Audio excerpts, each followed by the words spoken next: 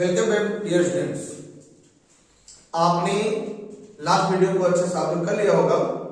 आपसे study concept तो बन ही गया होगा कि आपको पूरे चैप्टर के वर्ड प्रॉब्लम में क्या पढ़ना है। मैंने आपको क्लियर कराया कि कितने टाइप क्वेश्चन बनते हैं। तो आपके एक्सप्लेनेशन मैंने आपको 4 टाइप क्वेश्चन समझा दिया था। आई रिमेनिंग 6 पैटर्न को हम लोग आज सीरीज में स्टडी करते हैं। ओके, तो आप चलिए मेरे साथ जुड़िए, आप क्वेश्चन को समझिए और तैयार करिए। आपके स्क्रीन पर क्वेश्चन दिख रहा होगा। क्वेश्चन ये कह रहा है इसमें कि सम ऑफ द फादर, जो एज ऑफ फादर है वो क्या है, twice the sum of two sons age. किसी एक पर्सन के 2 बच्चे हैं, दोनों बच्चों का एज मिलाने पर जितना सम आता है उसका ट्वाइस वैल्यू खुद पर्सन का एज है। ये क्वेश्चन कह रहा है सर। तो हम क्या करेंगे, आइसोलेट करते हैं। मतलब यहाँ कंडीशन क्या, अगर आप यहाँ 2 बच्चों को अलग अलग करेंगे तो 3 वेरिएबल चला जाएगा। यहाँ पढ़ना क्या है, 2 वेरिएबल पढ़ना है। तो बच्चों के एज का सम हम एक साथ लेट करेंगे, वाई लेट कर लेंगे। अब पर्सन एज को हम क्या मानेंगे, यक्स मानेंगे। और लेट करते हैं, let father's present age be x years and sum of his son's age, son's present age be y years। अकेले व्यक्ति आज के डेट में प्रेजेंट टाइम में यक्स ईयर्स का है और साथ के जो बच्चे हैं उनके एज का जो सम है वो y ईयर्स है। According to question first, question क्या कहना चाह रहा है। क्वेश्चन कह रहा है कि फादर का जो एज है, किसका एज, फादर का जो एज है वो क्या है, ट्वाइस है। किसका ट्वाइस है, किसका ट्वाइस है, sum of sons age, sum of his 2 sons as.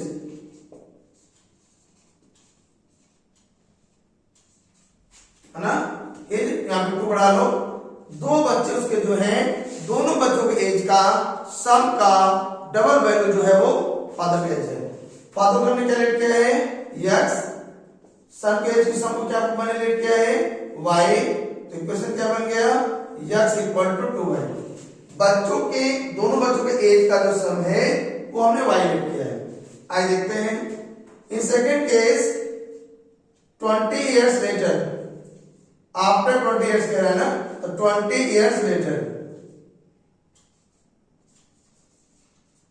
20 साल के बाद, आफ्टर 20 years, 20 साल के बाद क्या हो जाएगा बताओ।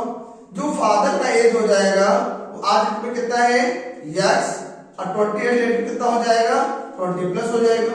अरे भाई आज जो हमारा एज है उसमें हम 5 का गेन कर लें तो मेरा फ्यूचर का जो 5 years आफ्टर जो एज होगा वो आपको नोन हो जाएगा। ओके, एंड सम ऑफ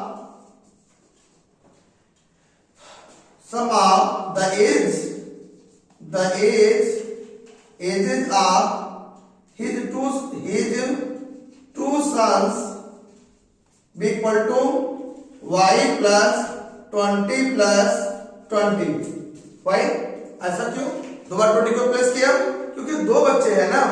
अगर एक बच्चे का ही मान लो 10 साल है, दूसरे बच्चे का 5 साल है, सपोज करो, इसका मतलब क्या हो जाएगा, अगर हम लोग कुछ दिन बाद 5 साल बाद की बात करेंगे तो 10 वाला बच्चा 15 हो चुका होगा, 5 वाला बच्चा 10 हो चुका होगा। तो ड्यूरिंग 5 ईयर फादर के एज में तो गेन 5 का ही हो पाएगा, बट बच्चों के एज में 2 बच्चे हैं तो दोनों को 5 का 8 होगा, तो 2 बार 5 का इंक्रीजमेंट करना पड़ेगा।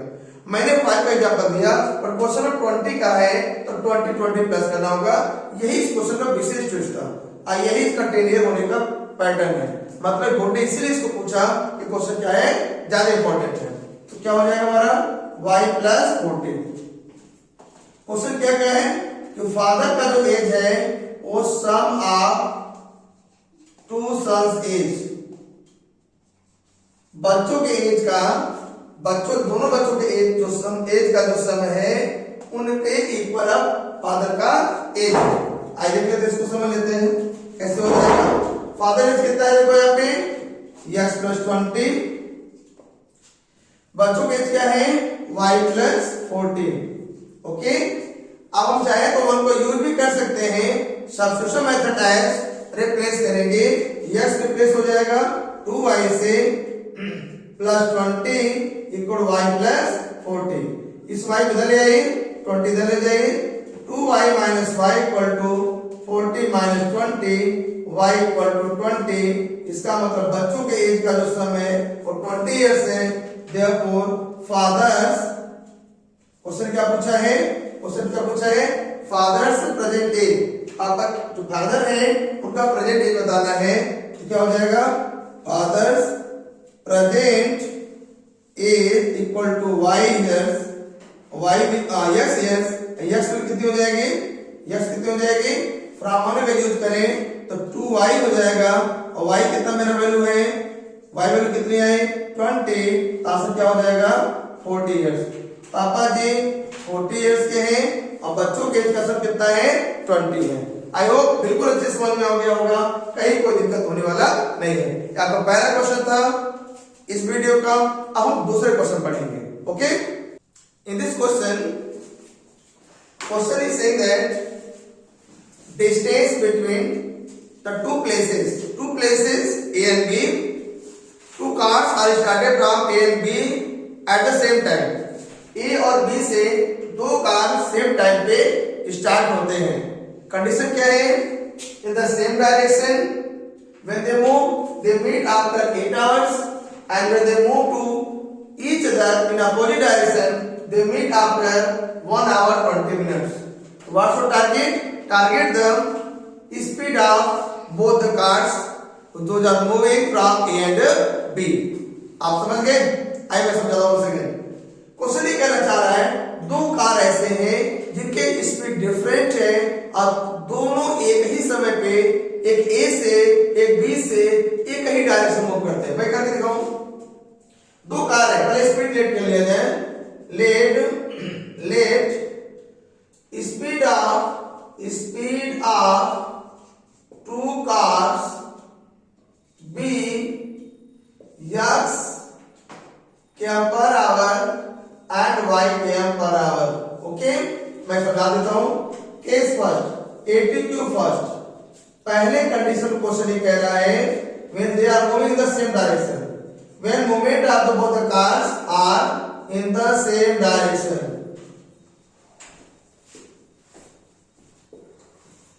जब दोनों कार एक ही डायरेक्शन में मूव करते हैं। आइए मैं समझाने का प्रयास करता हूं। सपोज करिए A and B two places है ना, ए और बी दो प्लेस है और एक कार जो चलता है ए से बी की तरफ और बी वाला कार भी सेम डायरेक्शन मूव करता है, वो भी चलता है बी से आगे बढ़ जाता है। कहीं ना कहीं दोनों आगे चलते हुए किसी एक पॉइंट पर जरूर कहीं ना कहीं मिल जाएंगे। थोड़ा पास ही बना लें, इससे समझ ज्यादा आ जाए। दो का ध्यान दिया जाए, इसकी स्पीड क्या मैंने लेट किया है x km per hour, speed of car भी हमने क्या लेट किया है y km per hour। ठीक है, अब ध्यान देने बात है दोनों प्लेसेस जो हैं दे आर 80 km अपार्ट, दोनों बीच का जो डिस्टेंस है वो कितना है 80 km। अभी मुझे बताओ क्वेश्चन खुद कहा है same time they start moving और साथ ही साथ 8 आवर्स लेटर 8 घंटे के बाद वो दोनों आपस में आगे चलते चलते कहीं कहीं सेम डायरेक्शन चलते चलते मिल जाते हैं। मतलब ए से चलने वाला कार की स्पीड ज्यादा है और बी से चलने वाली कार की स्पीड कम है और दोनों जाकर किसी आगे चलते हुए जो दोनों मिल जाते हैं। Okay, join together. मतलब क्या हुआ, 8 घंटे तक ये भी कार मूव किया तो वो ए से सी तक पहुंचा और 8 घंटे तक ये भी कार मूव किया कंटिन्यूअसली तो बी से सी तक पहुंच गया। तो फॉर्मूला होता है, क्या फॉर्मूला होता है, distance equal to speed into time. और मैं जानते हो सेंस क्या होता है, distance equal to speed into time. अच्छा ये बताइए पहले की बात करें, पहला कार ए से चला, उसने डिस्टेंस कितना ट्रेवल किया, ए से चल के कहां पहुंचा सी पे, और डिस्टेंस कितना ट्रेवल किया ए सी। किस स्पीड से मूव किया, x स्पीड से। टाइम कितना लिया 8, हमारा आंसर क्या हुआ 8x। तो कार ए जो मूव कर रहा है वो कितना डिस्टेंस ट्रेवल कर रहा है 8x। अच्छा दूसरा कार कौन है जो बी से चल रहा है, वो कितना डिस्टेंस ट्रेवल कर रहा है b to c, और डिस्टेंस ट्रेवल कितना हो जाएगा bc। देखो ध्यान से BC। इसकी स्पीड कितनी है, कितनी स्पीड है y, और टाइम कितना लेता है 8, कितना हो जाएगा 8y। समझ में आया। अब देखो ना, अगर हम AC की बात करें, टोटल डिस्टेंस AC की बात करें, तो this one with the sum of two parts and they are AB and BC। AB और BC दोनों को आपस में प्लस कर दें तो कंप्लीट लेंथ क्या आ जाएगा AC। AC कितना है देखो यहाँ पे, AC देखो कितना है 8x। AB कितना है देखो यहाँ पे, AB कितना है देखो 80, और BC कितना आया, BC मैंने कितना निकाला अभी 8y। आई होप समझ गए। ओके, अब चलो y को इधर ले आते हैं, है ना, y को इधर ले आते हैं और समझने का प्रयास करें। ले आओ इधर, पहले क्या हो जाएगी 8x माइनस 8y इक्वल कितना आ गया 80। देखो 8x minus 8y equal to 80। अब कैलकुलेशन पहली प्रॉपर्टी काउंट प्रॉपर्टी, बिल्कुल सही। क्या काउंट करेंगे 8, क्या हो जाएगा x माइनस y, 8 जब काउंट करेंगे in first x in second y, ये मल्टीप्लाई वाला कहा जाएगा, बोलो डिवाइड में, आई डिवाइड में आ गया 8 से कितनी बार में 10 टाइम्स में, x माइनस y कितना आ गया 10। ये मेरा पहला इक्वेशन बन गया। बस समझ में आया, पहला इक्वेशन मेरा फॉर्म हो गया है x minus y equal to 10। किसके लिए कंडीशन बना है, when they are moving in the same direction। आज दूसरी बात कर लेते हैं। इस सेकंड केस क्वेश्चन ये कहना चाह रहा है, किस केस में, when they are moving in the opposite direction, है ना। किसकी बात कर रहे हैं कि इन सेकंड केस बात हो रहा है तो in the opposite direction, opposite direction। जब दोनों के दोनों कार एक दूसरे के अपोजिट डायरेक्शन मूव करते हैं, ये सेम डायरेक्शन कंडीशन था, ये वाला अपोजिट डायरेक्शन था। मतलब क्या, डायग्राम बना लिया जाए one second. Two places A B थे, बीच में डिस्टेंस दोनों के 80 km है। पहला कार x की स्पीड से मूव कर रहा है, दूसरा सेम टाइम पे y की स्पीड से मूव कर रहा है। दे मीट एट पॉइंट, चलते चलते दोनों कार कहीं पे मिल जाएंगे रास्ते में। They are moving in the opposite direction, A B की तरफ जा रहा है, बी ए की तरफ आ रहा है, रास्ते में किसी रोड पे कहीं कहीं दोनों ज्वाइन कर लेंगे। तो ए जो मूव करेगा, ए वाला कार, वो ए से डी तक जाएगा, उसके थ्रू जो डिस्टेंस ट्रेवल होगा एडी होगा। और टाइम क्वेश्चन ने कहा है कितना लेना है 1 आवर 20 मिनट। कितना टाइम लेता है 1 hour 20 minute. 1 hour 20 minute time किसको लगता है, किसको लगता है ए को, ए वाले कार को। और सेम टाइम दोनों चले हैं, इसका मतलब दूसरे का टाइम भी सेम होगा। यहां भी लिख लो भाई, दूसरा कार कहां से आया बी से, कहां पहुंचा होगा डी पे, इसका टाइम कितना हो जाएगा 1 आवर 20 मिनट। सही है। अच्छा, अभी क्या पढ़ा, distance equal to speed into time. तो पहले कितना डिस्टेंस ट्रेवल किया कार ए ने, एडी। देख लो स्पीड क्या था इसका x, टाइम क्या है 1 आवर 20 मिनट। 1 आवर 20 मिनट अगर हम आवर में कन्वर्ट करें क्या लिखेंगे बताओ, 1 + 20/60। अरे भाई समझ में आया, आवर को मिनट को आवर में लेंगे तो 60 डिवाइड करेंगे, ये तो 1 आवर पहले से है। 21 जा 20, 23 जा 60, 3 जा 3 + 1 4/3 आवर। ऐसे इसको भी लिख सकते हैं 4/3 आवर। मतलब दोनों का मुझे टाइम पता चल गया इन टर्म्स ऑफ आवर। आइए देख लेते हैं टाइम कितना है 4/3। ओके, क्या लिख सकते हैं इसको 4x/3। क्लियर एकदम। अच्छा, एंड दूसरा क्या है, एक कार दूसरा कहां से रहा है बी से, कहां पे जाता है डी पे, क्या हो जाएगा डिस्टेंस बीडी। डिस्टेंस कितना हो जाएगा बीडी।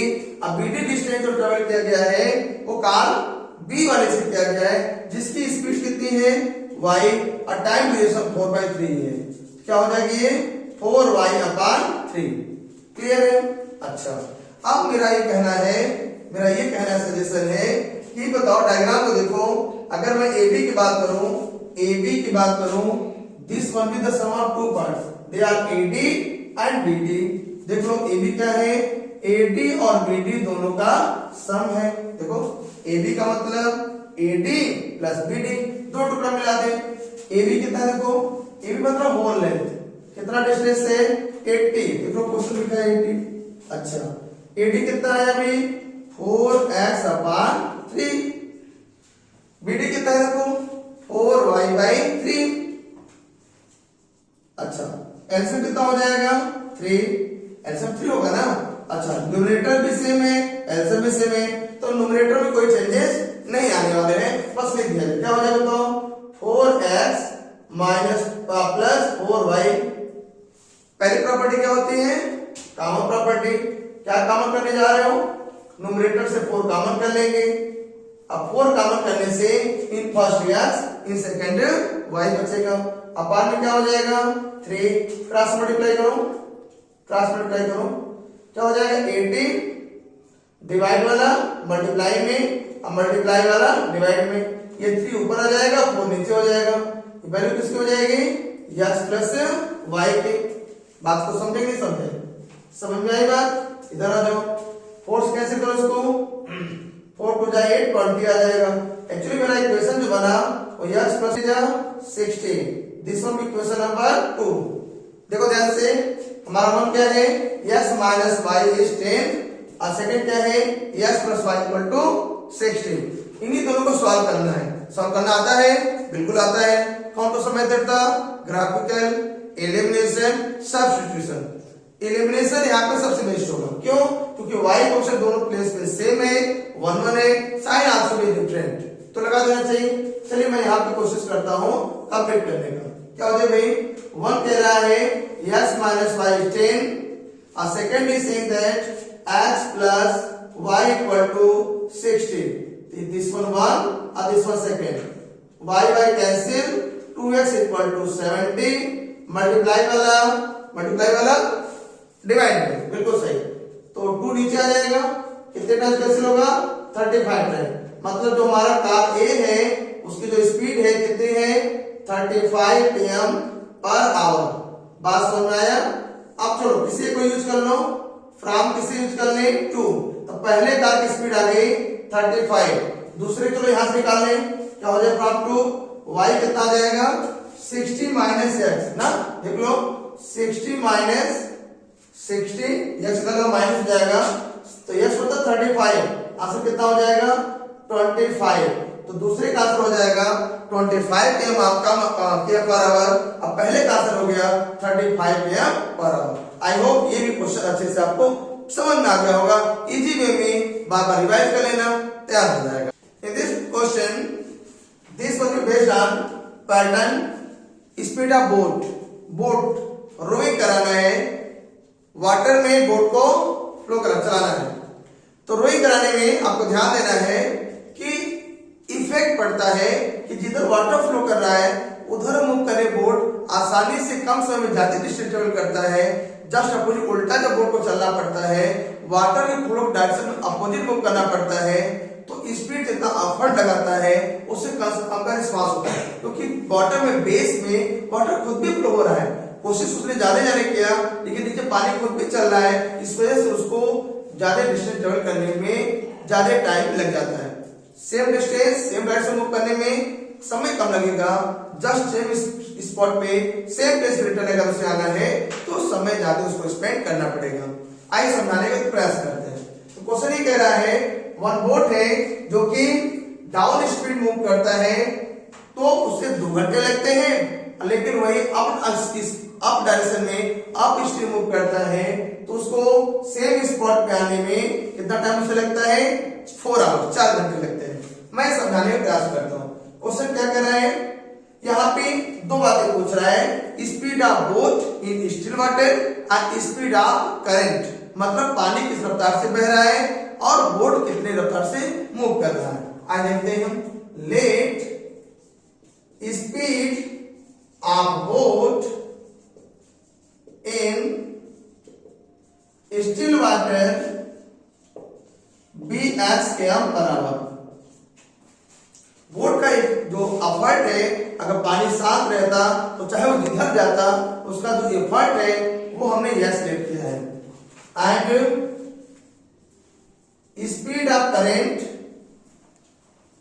या स्ट्रीम बोल सकते हो, b y km per hour. अच्छा, अब ध्यान देना है, देयरफॉर क्या हो जाएगा, therefore speed of boat in downstream, down मतलब चढ़ाई से नीचे की तरफ आना, कहीं ना कहीं रफ्तार बढ़ जाएगी, जल्दी नहीं उतर जाएंगे, आपको पहाड़ से नीचे उतरना धड़ाधड़ डायरेक्ट आ जाएंगे, और वही कहीं पहाड़ को चढ़ना होता है तो हमें प्रयास ज्यादा करना पड़ता है, रफ्तार हमारा कम हो जाता है। तो अगर हम प्रयास कर रहे हैं एक्स का और वाटर भी फ्लो हो रहा है सेम डायरेक्शन में डाउन की वजह से, क्योंकि ग्रेविटी जैसे वाटर फ्लो करता है, इस वजह से क्या हो जाएगी, x plus y km per hour with the speed of the, क्या स्पीड हो जाएगा, बोट जब वो वाटर में फ्लोइंग वाटर में मूव करेगा, and speed of boat in upstream, upstream मतलब पानी किधर आ रहा है जस्ट अपोजिट उसको मूव करना है, डायरेक्शन ऑफ वाटर फ्लोइंग के अपोजिट मूव करना है, प्रयास ज्यादा होगा रिस्पांस कम मिलेगा, तो दोनों का डिफरेंस ले लेते हैं। तो सबसे पहले जब इस तरह क्वेश्चन आ जाए तो ये 4 लाइन पहले लेट कर लेना, उसके बाद क्वेश्चन को आगे कंटिन्यू कर देना। अब मैं फ्लो चार्ट को समझाने का प्रयास करता हूं। मान लो ए प्लेस से बोट मूव करता है, अब बी प्लेस पे जाता है, जाते समय अगर डाउन है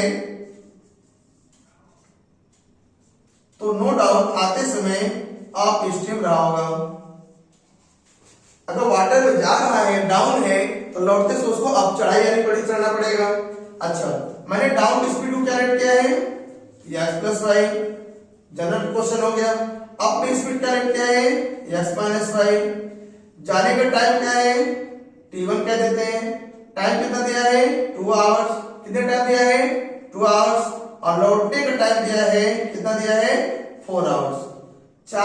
2 घंटे में जाता है और 4 घंटे में लौट के आता है।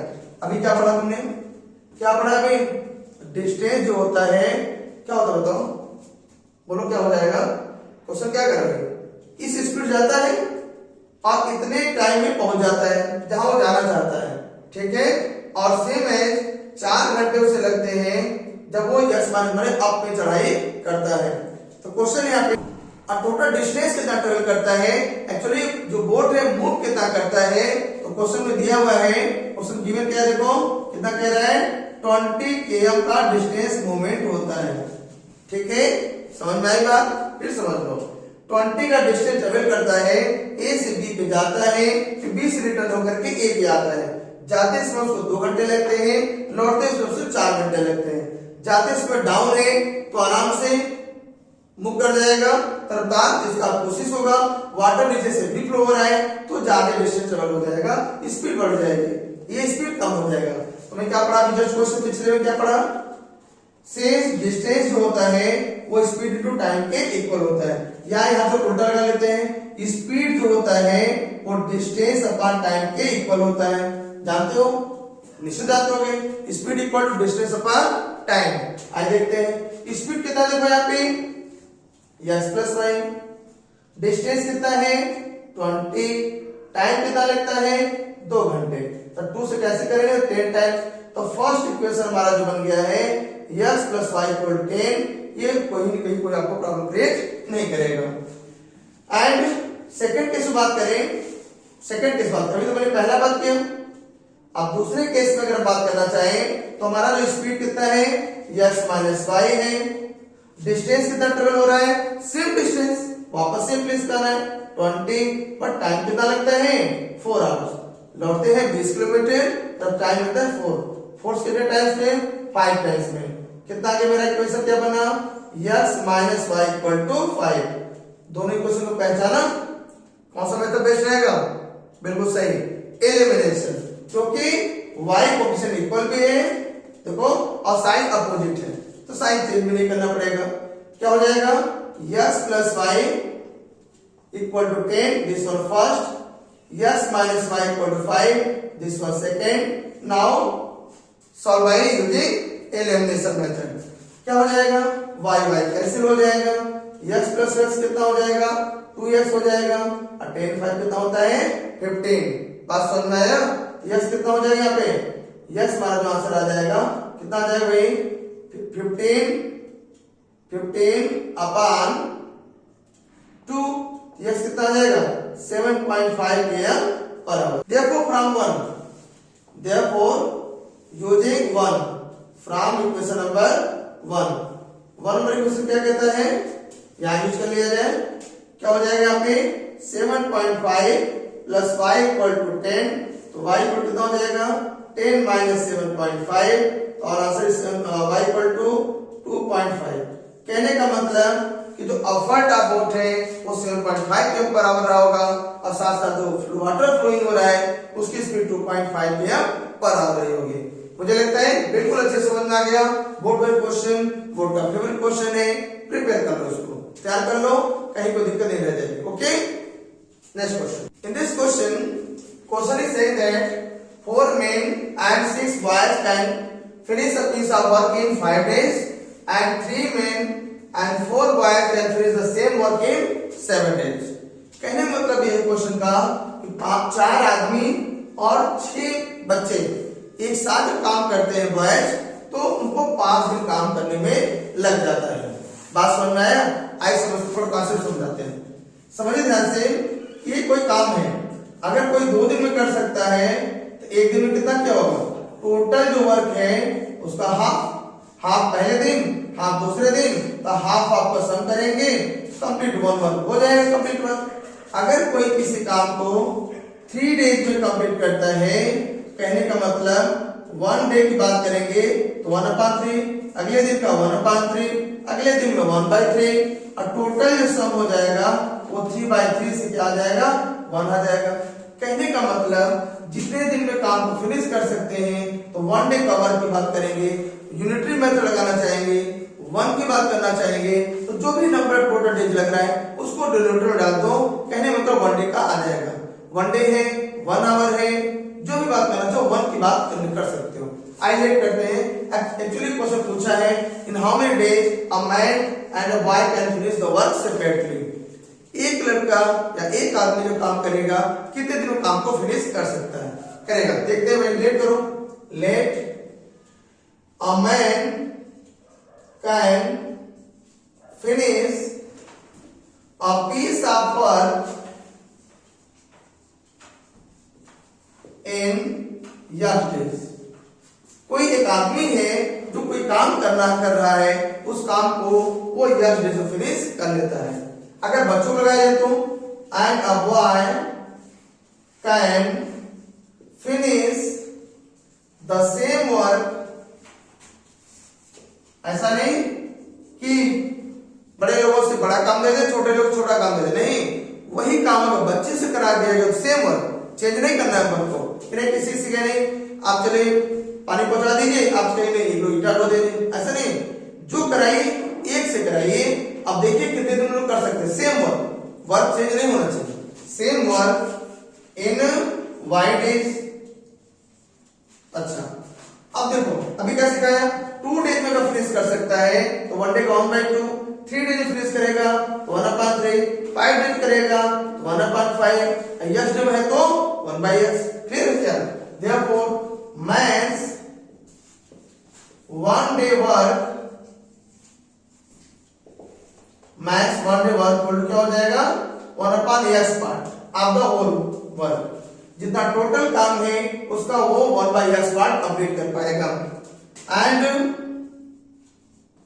बॉयज 1 day वर्क, बच्चे का 1 दिन का काम कितना हो जाएगा, वो y दिन में करता है तो 1/y हो जाएगा। क्लियर है? Part of the whole work. अच्छा, अब क्वेश्चन क्या कहना चाह रहा है, क्वेश्चन कह रहा है अगर एक बच्चे का 1 दिन का काम 1/y है, एक मैन का 1 दिन का वर्क 1/x है, तो कितने आदमी लगे हैं, 4 आदमी। तो 4 आदमी लगे हैं तो एक आदमी का 1/x है, तो 4 मैन का क्या हो जाएगा 4 × 1/x। ठीक है। अच्छा, सेम साथ ही साथ लड़के को भी लगा दिया जाता है, 6 बच्चे लगाए जाते हैं, एक बच्चे का 1/y है। अब पूरा काम करने का क्षमता क्या है, दोनों जब करते हैं 5 दिन करते हैं। आइए सब कितने दिन का है, ये 1 डे का वर्क 4 पर्सन का है, 1 डे का वर्क ये 6 बॉयज का है। मिला के वर्क बात करें तो 1 डे की बात करें 5 दिन में पूरा कंप्लीट हो जाता है। एक दिन कितना हो जाएगा 1/5। कहने मतलब टोटल गिवन है उसे भी हम रेसिप्रोकल ले लें। टोटल को वन डे में कन्वर्ट किया, टोटल को वन डे में कन्वर्ट किया, तो टोटल जो 5 डेज गिवन है उसको भी वन डे में कन्वर्ट हम कर लें। क्या हो गया बताओ, 4/x प्लस 6/y इक्वल 1/5। ये मेरा पहला इक्वेशन हो गया। सेकेंड इक्वेशन कह रहा है यहाँ पे 3 में क्या हो जाए बताओ, 3 into 1/x, 4 into 1/y कितने दिन करते हैं 7 डेज में, और 7 डेज का मतलब 1/7। अभी बताया ना, ये वन डे का वर्क है, वन डे का वर्क 1/x 3 लोग साथ में लग गए उसी दिन, तो एक दिन का 3 लोगों का काम, तो एक ही दिन की बात करेंगे ना, 5 दिन तो कंप्लीट कर लेते हैं, तो वन डे में कितना क्या होंगे, टोटल वर्क का 1 डे का वर्क मतलब 1/25। ठीक है, आइए देखते हैं क्या बनेगा, 3/x प्लस 4/y इक्वल 1/7। ये दूसरा इक्वेशन हो गया। मैंने आपको जब मेथड सॉल्व करना सिखाया था उसमें सिखाया था मैंने, अगर वेरिएबल जो न्यूमरेटर में है इसको न्यूमरेटर फॉर्म में लेट कर लो, याद आया? आइए लेट कर लेते हैं। लेट क्या करेंगे, late 1/x equal to p और 1/y equal to q। Denominator में x है उसके लिए p, डिनोमिनेटर y उसके लिए y, q लेट कर लिया जाए। लेट करो क्या क्वेश्चन हो जाएगा, देयरफॉर फ्रॉम 1, पहले क्वेश्चन में आ जाओ, क्या हो जाएगा, देखो न्यूमरेटर 4 है और डिनोमिनेटर के s के लिए हमने क्या लेट किया है p, न्यूमरेटर में 6 है और डिनोमिनेटर y के लिए क्या लेट करेंगे q, इक्वल कितना हो जाएगा 1/5। अच्छा क्रॉस मल्टीप्लाई करते हैं और कर लो, कितना हो जाएगा 5 4 जा 20p, 5 6 जा 30q इक्वल टू 1। ये मेरा इक्वेशन नंबर क्या हो गया 3। एंड अगर हम फ्रॉम बात करें 2 से सेकंड इक्वेशन को यूज करें, कितना हो जाएगा, न्यूमरेटर में 3 है 3 और डिनोमिनेटर में x के लिए क्या लेट किया मैंने p, once again 4, सिमिलरली में q इक्वल 1/7। क्रॉस मल्टीप्लाई करो, 7 3 जा 21p प्लस 7 4 जा 28q इक्वल टू 1। हमारा क्वेश्चन नंबर ये 4 हो गया। बात समझ में आया? अब इन्हीं दोनों क्वेश्चन को क्या करना है, सॉल्व करना है। आइए हम इसको सॉल्व कर देखते हैं, कैसे सॉल्व करेंगे, कुछ देख के समझ में आया कैसे करेंगे, कैसे करना चाहिए बताओ। हम यहाँ क्या लेना चाहेंगे, एलसीएम। आइए एलसीएम लेते हैं। एलसीएम कितना हो जाएगा, किसका एलसीएम लेना चाह रहा हूं, किसका लेना चाहते हो बताओ।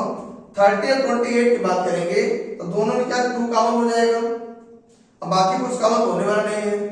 ठीक है, सभी के नंबर सब अलग अलग है, तो दोनों का एलसीएम पहले निकाल लेते हैं। आइए एलसीएम निकालो पहले। 30 एंड 28 का एलसीएम कितना हो जाएगा, बाई 2 15, 14 बाई 2 15 तो आज इज रहेगा 7, 3 करेंगे 5 7, 5 से 1 7 7 हो जाए 7। ओके, कहने का मतलब है हम एलसीएम की बात करें, लेनी होगा ये करना पड़ेगा। क्या हो जाएगा, 2 2 जा 4, 4 3 जा 12 और 12 5 जा 16 और 67 जा, ठीक है, कितना हो जाएगा 420। ओके, मिला लो फिर से, मिला लो, ऐसे मिला लो ना, 5 और 2 का 10 हो जो 0 आ जाएगा, अब 3 2 जा 6 6 हो जाए 42, अब 42 एंड 1 0 मोर तो 420 आ जाएगा एलसीएम। आई होप सभी ने एलसीएम निकालना जानते हैं, समझ गए। आइए हम इसको इरेज करके क्वेश्चन लगाने कंप्लीट करने की कोशिश करते हैं। तो 420 बनाना है, 420 कैसे बनेगा, ये कैसे बनेगा बताओ। अगर हम इसको 14 से मल्टीप्लाई करते हैं, 14 3 जा 42 1 0 मोर, और यहां किससे करते बताओ, इसमें किससे मल्टीप्लाई करना होगा, किससे करना पड़ेगा बताओ, कैलकुलेशन करो। मैंने तो इरेज भी कर दिया, क्या था यहाँ पे 2 था 3 था 5 था और 7 था, ये ना। तो हम यहाँ क्या करेंगे, इन तीनों को छोड़ देंगे, मैंने तो इसका मतलब 15 से मल्टीप्लाई करना होगा। 15 से मल्टीप्लाई करेंगे तो कहीं ना कहीं 420 आ जाएगा। आइए करते हैं, देखो 4 मल्टीप्लाई कितना बताओ, यहाँ मल्टीप्लाई करो, 42 जा कितना आ जाएगा 28, यहाँ करो 14 3 जा 42, 14 1 जा 14, ये नंबर 5th इक्वेशन हो गया। अच्छा इधर आ जाओ, 50 मल्टीप्लाई 21 में करना है, कितना आ जाएगा? आई होप 315 आ जाएगा। 315 मल्टीप्लाई करो। एक्चुअली ऐसा है 10 टाइम्स 210 होगा और 5 टाइम्स 105 आएगा, तो 210 और 105 मिलकर 315 हो जाएगा। इन दोनों मल्टीप्लाई करें, जैसा मैंने पहले बताया कि 420 में बैलेंस करने जा रहे हैं तो सेम आने वाला होगा। अब 15 वन का कितना हो जाएगा? 15। ये हमारा क्वेश्चन नंबर 6 हो गया। रूल अकॉर्डिंग जिसकी क्वेश्चन इक्वल आपने कर लिया है उसके साइन में क्या कर लिया जाए? अपोजिट रखा जाए। अगर है तो ठीक है, दी बीच, नहीं है तो करना होगा। नहीं आप दोनों प्लस है तो चेंज कर दें, एवरी प्लस को माइनस से चेंज कर दें और लिखेंगे क्या? By subtraction. कहीं दोनों कैंसिल नहीं हो गए? बिल्कुल कैंसिल हो गए। इधर क्या बचा बताओ?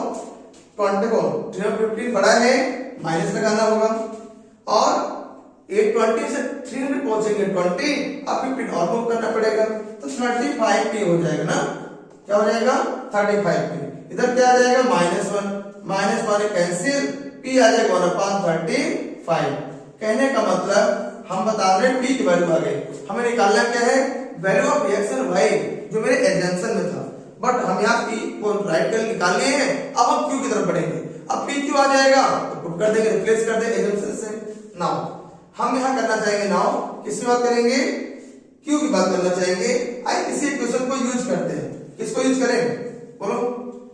चलिए 1 यूज कर लेता हूं, 3 यूज करते हैं। देखो फ्रॉम इक्वेशन नंबर 3,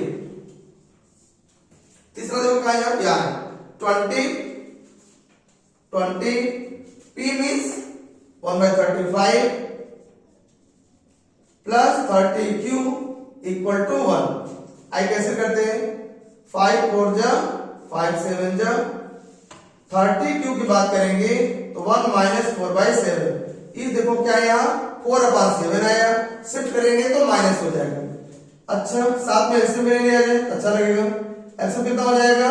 7, तो 7 - 4 तो 30q जो हमारा वैल्यू आ जाएगा, डिफरेंस कितना होगा? 3/7। जैसा हम बताए हैं कि डिवाइड वाला कहा जाएगा, मल्टीप्लाई वाला कहा जाएगा डिवाइड में, तो 7 इंटू कितना हो जाएगा? 30। ओके 3 1 जा 3 10 जा, तो नो डाउट मेरा वैल्यू आया वो कितना है? 1/70। अब देखो बात हम करेंगे at p equal to p हमारा कितना आया? 1/35 आया। देखो p कितना आया? 1/35। अब p किससे रिप्लेस होगा? एजम्पशन से।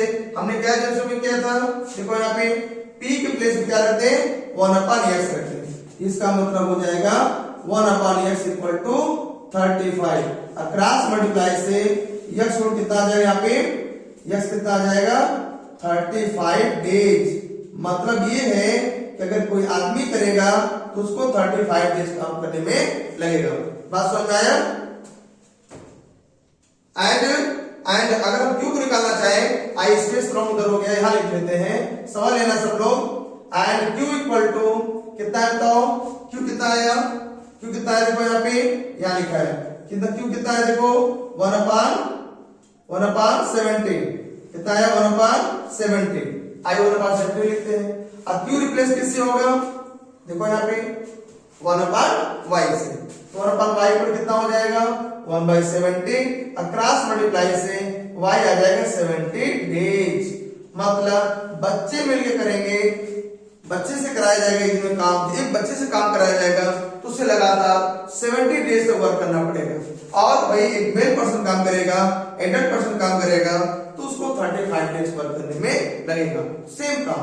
बात समझ में आया? कितना आसान क्वेश्चन होता है। क्या लग रहा था बहुत टफ है? बिल्कुल नहीं। आइए समझते हैं, बहुत आसान है। देखते हैं नेक्स्ट क्वेश्चन। क्वेश्चन ये कह रहा है कोई रेक्टेंगुलर फील्ड है, उसका जो एरिया है उसमें छेदें आ जाते हैं। कैसे आते हैं? करेगा लेंथ को 5 इंक्रीज कर दें और ब्रेड्थ को 4 रिड्यूस कर दें तो ओवरऑल एरिया जो है उसमें 160 का रिड्यूस हो जाता है। माने एरिया पहले की तुलना में 160 मीटर स्क्वायर कम हो जाता है। ऐसा कब होता है? जब लेंथ कितना हो जाता है? 5 बढ़ाते इंक्रीज करते हैं और ब्रेड को 4 क्या करते हैं? कम कर देते हैं। इस बात को हमें ध्यान रखना चाहिए। आइए देखते हैं क्या हो जाए। देखो क्वेश्चन क्या कह रहा है, देखो भाई। अच्छा हम यहां लेट कर लेते हैं।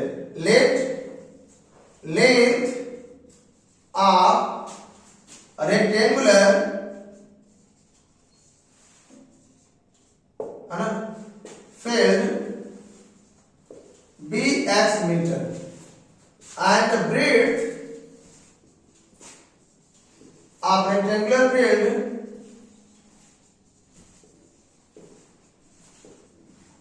by metre. ध्यान दीजिए, पहला केस क्या बना यहाँ पे, अगर लेंथ को x लेट कर लिया जाए, ब्रेड्थ को y लेट कर लिया जाए, तो नो डाउट एरिया क्या हो जाएगा, x इंटू वाई, क्योंकि एरिया रेक्टेंगल क्या होता है, लेंथ इंटू ब्रेड्थ। एरिया क्या हो जाएगा, l इंटू b से x इंटू वाई। अच्छा बट क्वेश्चन कह रहा है लेंथ को, जो क्वेश्चन का लेंथ कह रहा है उस लेंथ क्या कर दिया जाए, लेंथ में 5 का इंक्रीजमेंट कर दिया जाए और ब्रेड्थ में 4 का डिक्रीजमेंट कर दिया जाए। लेंथ को 5 इंक्रीज किया जाए और ब्रेड्थ को 4 रिड्यूस किया जाए। तो अब जो एरिया आता है वो एरिया पहले के कंपैरिजन, पहले जो एरिया था उससे 160 कम आता है। पहले जितना भी आता था उससे 160 कम आता है मीटर स्क्वायर में। अच्छा एक केस और दिया है, कह रहा है क्वेश्चन में कि लेंथ को क्या कर दिया जाए, लेंथ को 10 डिक्रीज कर रिड्यूस कर दिया जाए, लेंथ को 10 कम कर दिया जाए और ब्रेड्थ को 2 बढ़ा दिया जाए, इंक्रीज कर दिया जाए। लेंथ 10 रिड्यूस हो जाए और ब्रेड्थ में 2 का इंक्रीजमेंट कर दिया जाए, तो जो नया एरिया आता है वो पहले की तुलना में 100 मीटर स्क्वायर कम है। अभी भी ये भी कम है, 100 कम हो जाता है। आइए देखते हैं। अच्छा ये बताओ कहने का मतलब क्या है, अगर यहां हम सॉल्व करना चाहें तो एक रिलेशन यहां पहला केस ये बन रहा है और दूसरे केस में ये आ रहा है, यही ना आ रहा है। आइए देखते हैं, पहले केस को चलिए सॉल्व कर डिकोड करते हैं। रूल क्या होता है, एरिया क्या हो जाएगा, एरिया इक्वल क्या होता है, l इंटू बी होता है। एरिया लेंथ कितना है यहाँ पे, बोलो लेंथ कितना है, x प्लस 5 है। ब्रेड्थ कितना है देखो यहाँ पे y माइनस 4 है। क्वेश्चन क्या कहा है, जो पहले एरिया था उस एरिया से जो भाई रिप्लेस करो ना, इस एरिया का मतलब क्या xy माइनस 160, यहां बदल लो xy है ना और माइनस 100 ना। ये एरिया कितना है जो ओरिजिनल एरिया की बात कर रहा है, उसकी वैल्यू कितनी है xy है। आइए बदलते हैं, क्या हो जाएगा xy minus 160, open the bracket, xy minus 4x plus 5y minus 20 equal कितना xy minus 160। xy cancel, equation क्या बना माइनस 4x प्लस 5y, इस 20 इधर ले जाओ, माइनस 160 प्लस 20, हमारा इक्वेशन क्या फॉर्म हुआ minus 4x plus 5y equal to minus 140। हमारा पहला इक्वेशन बन गया। बात समझ में आया। आइए दूसरा देख लेते लगे यार, एकदम सरल होता है, बहुत आसान, जरूरत क्या प्रैक्टिस की। इधर आ जाओ, नया लेंथ क्या है इसमें, एंड दूसरे केस बात करने जा रहे हैं। लेंथ क्या है x माइनस 10, ब्रेड्थ कितना है y प्लस 2, दोनों को मल्टीप्लाई से एरिया कितना है xy माइनस 100। आइए इसको मल्टीप्लाई करते हैं, क्या हो जाएगा xy 2x minus 10y minus 20, कितना आ जाएगा xy माइनस 100, xy कैंसिल, बचा क्या बताओ 2x minus 10y equal to 20 इधर ले जाओ माइनस 100 प्लस 20, ठीक है। सो क्या इक्वेशन बना 2x minus 10y equal to minus 80। पहली प्रॉपर्टी क्या होती है कॉमन प्रॉपर्टी। आइए यहां सबसे पहले कॉमन प्रॉपर्टी अभी लगा लेते हैं, 2 कॉमन हो जाएगा और 2 कॉमन करने से यहाँ पे 2 था कॉमन हो गया, only x in second 2 common करने से 5 2 5 10 होता है। अच्छा आई 2 कितने टाइम कैंसिल होगा 40 time, x minus 5y equal to minus 40, ये हमारा 2 इक्वेशन बन गया। ऐसा क्यों, देखो फिर से एलिमिनेशन बेस्ट है, क्योंकि देखो 5 coefficient of y remain same, तो यू हैव टू यूज कौन सा मेथड एलिमिनेशन बेस्ट रहेगा। ओके, आइए देखते हैं, आप ये समझने का प्रयास करते हैं। तो पहला क्वेश्चन क्या है, -4x plus 5y equal to -140। ये हमारा पहला क्वेश्चन है, -140। सेकेंड क्या देखो, x -5y equal to -40, equation 2 हो गया। दोनों सॉल्व करते हैं, क्योंकि दोनों का साइन देखो अपोजिट है, इससे साइन चेंज नहीं करेंगे, नहीं चेंज करेंगे, क्या लिखेंगे, बाय एडिशन। एडिशन मतलब जोड़ने से साइन चेंज नहीं होगा। कौन सा बड़ा देखो, यहाँ पे माइनस बड़ा है, इसलिए माइनस, सिर्फ अपोजिट साइन है, डिफरेंस लेंगे 3x। इधर आ जाओ, बताओ, -140 बड़ा है, माइनस, दोनों साइन क्या है बोलो, अपो सेम है, ऐड कर दो, 1 है 80, माइनस माइनस कैंसिल, 3 से कैंसिल करो, 60 टाइम, यस कितना आया 60। ये क्या है, लेंथ है, क्या है, लेंथ आ गया, कितना आया 60 मीटर। इसी को किसी एक इक्वेशन में रख लिया जाए, I2 में रखते हैं, from 2 x means 60 -5y equal to -40। -5y निकालेंगे तो 60 चले जाएंगे, -40 -60, -5y इक्वल टू -100, ये कैंसिल हो गया, और 5 को 20 टाइम, तो y कितना हो जाएगा 20। आई होप आपने समझ लिया कि जो लेंथ रहा होगा फील्ड का वो 60 मीटर रहा होगा, और जो ब्रेड्थ रहा होगा वो 20 मीटर रहा होगा। कितना आसानी से बिल्कुल आपने समझ लिया। ऐसे क्वेश्चन बोर्ड के इंपॉर्टेंट क्वेश्चन से जो प्रीवियस ईयर में पूछे गए हैं, ये बेस्ट प्रिपरेशन होगा, जिसको आप तैयार कर लें तो क्वेश्चन जो पेपर में आएगा उसे आराम से क्या कर सकते हैं, हिट कर सकते हैं क्वेश्चन को। आइए नेक्स्ट क्वेश्चन समझते हैं, और मुझे लगता है ये लास्ट क्वेश्चन होगा इस पैटर्न का, जो मैंने आपसे लास्ट वीडियो में पढ़ाया था। टोटल 10 टाइप क्वेश्चन जो बनते हैं, 4 मैंने लास्ट वीडियो पढ़ाया, नहीं देखा हो तो जरूर जाके देखिए, प्लेलिस्ट में अवेलेबल है, आपको उससे पूरी तैयारी हो जाएगी। और आज का वीडियो भी कंप्लीट कर लीजिए साथ में, जिससे पूरी कंप्लीट प्रिपरेशन हो जाए।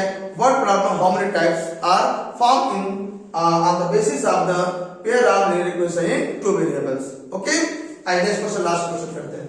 लास्ट पैटर्न में जो कि मैंने बताया था कि ज्योमेट्री बेस पे होगा, एंगल बेस पे होगा।